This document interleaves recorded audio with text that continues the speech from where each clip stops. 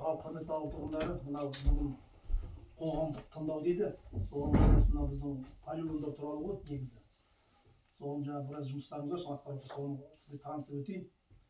Мына Қазақстан Республикасы экологиялық заңнамасына сәйкес Талас ауданының Бостандық ауылы округ аппараты коммуналдық мемлекеттік мекемесінің қатты тұрмыстық қалдықтар полигонына эмиссиялық нормативтік жобасы қалдықтар басқару жөнінде жұмыстар жүргізген.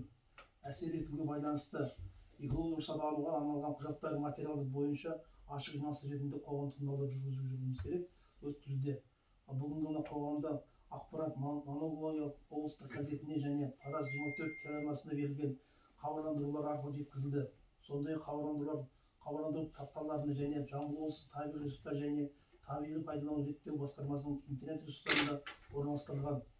Қоғамдық тыңдаулар жергілікті атқарушы органдарының өкілдері мен мүдделі жұртшылықтар қатысуда. Осы қоғамдық тыңдау ашық деп жариялаймыз.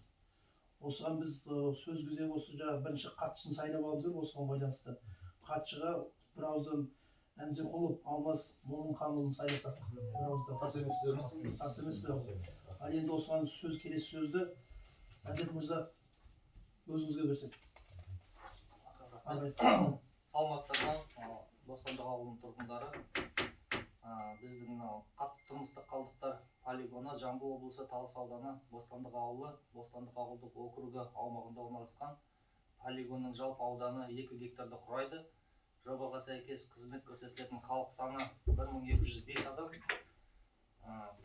Полигонның орналасуы санитарлық және экологиялық талаптарға сәйкес келіп, тұрғын аймақтардан қауіпсіз арақашықтықта орналасқан. Кәсіпорынның қызметінің қысқаша сипаттамасы: аумақты шаруашылықта пайдаланудың негізгі бағыты қатты тұрмыстық қалдықтарды жинақтау, оқшаулау және залалсыздандыру болып табылады. Полигон қызметі атмосфералық ауаның, топырақтың, жер үсті және жер асты суларының ластануынан болдырмауға, сондай-ақ кеміргіштердің, жәндіктердің және ауру тудыратын микроағзалардың таралуының алдын алуға бағытталған. Полигонда қоқыс тасымалдайтын автокөліктердің үздіксіз түсірілуі қамтамасыз етіледі. Полигонға келіп түскен қоқыс тасымалдаушы көліктер жұмыс картасының жанында түсіріледі.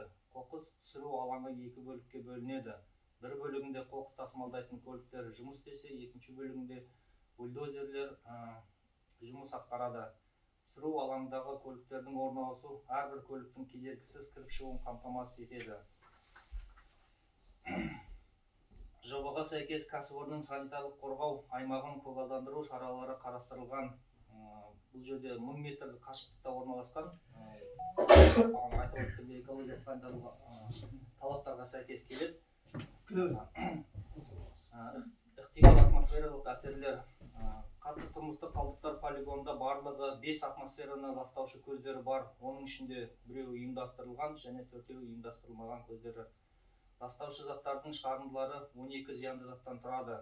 Нормативтік шартты шығарындылар жобасына сәйкес жалпы шығарындылар көлемі жылына 4,33 тоннаны құрайды. Оның ішінде қатты заттары 1,29 тонна, газ тәріздес және сұйық заттар 3,3 тоннаны құрайды.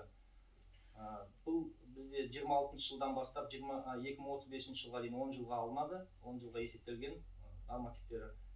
Қалдықтарды басқару бағдарламасы бойынша полигонға түсірілетін қалдықтардың түрлері: ол қатты тұрмыстық қалдықтар и күл қалдықтары.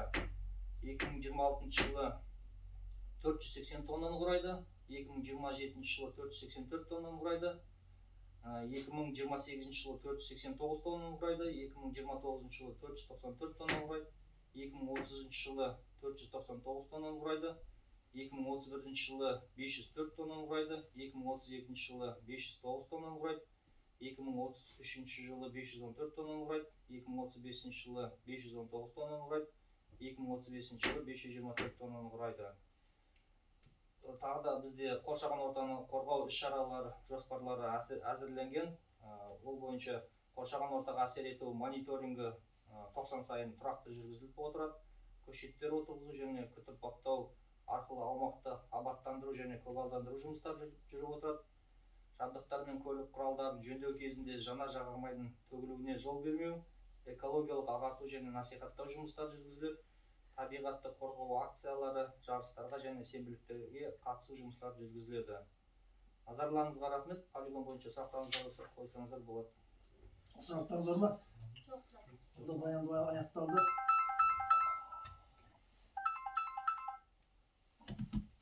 Онда қорытындаймыз ғой. Онда қорытындылайық қоғамдық тыңдау қорытындысы. Онда қорытындысы бойынша 26 жылға арналған қоршаған ортаға эмиссияларға экологиялық рұқсат алу бойынша жобалық құжаттама қатысты ашық жиналыс түрінде қоғамдық тыңдаулар өтті деп есептеймін.